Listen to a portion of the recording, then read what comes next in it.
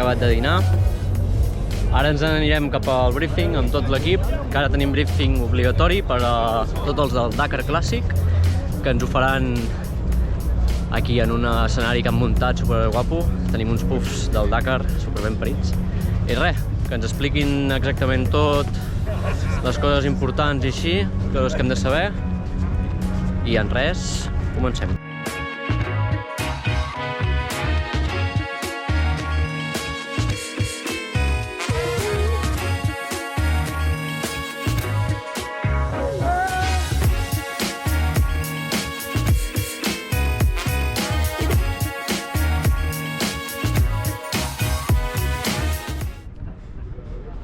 Aquí en el briefing ara tenim en Jan, que està fent de traductor, que, bueno, l'altre ha hagut de marxar un moment i ara no hi havia cap disponible i s'ha posat ell.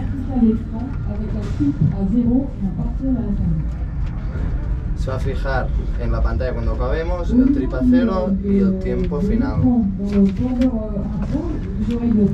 El contractarem o no? Sí, El contractem, no? amb ell sí, igual estic despedida ja. Bueno, la Yaisa és la persona que ens controlarà a tots els del Clàssic. Bueno, faig de mama. És la mama del Clàssic. I res, em deia quasi que la veurem quasi cada dia. Sí, cada dia. I que ella és la que ens cuida a tots.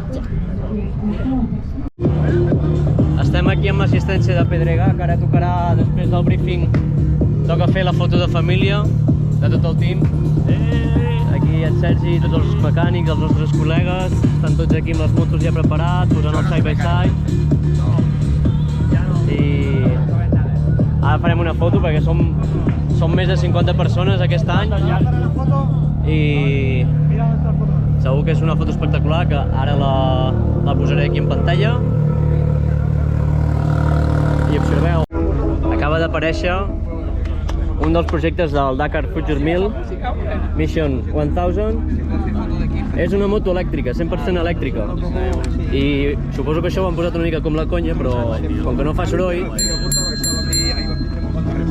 Bueno, va. I ojo que és una moto elèctrica amb tubo d'escape, Crema, hòstia. Jo portava un TRC a la meva 49, Vaya moto. Que tens una edat, Vaya moto. Qui coneix Tavi? Tenia la onda. Es veu que dona tant d'aparell el motor a la cadena i com que no se sent, que trenca la cadena, o sigui la trinxa. I l'objectiu que tenen aquestes motos, que són unes quantes, són molt poques, que també ho comparteixen amb el camió d'hidrogen, un side-by-side elèctrics i un cotxe elèctric, doncs el seu objectiu és al final del Dakar haver completat 1.000 quilòmetres d'etapa espacial. I bé, a veure si aguanten. Ells no competeixen com a tal, sinó que fan servir el Dakar com a banc de proves.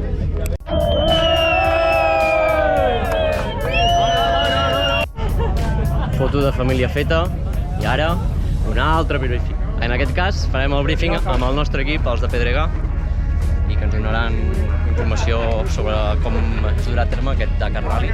Més instruccions. Més instruccions encara, tot instruccions. Follow the instructions.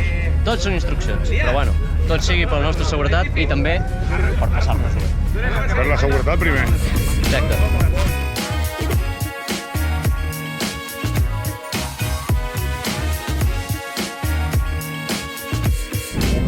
Ja tenim la primera taula de mitges, que és per la pròleg.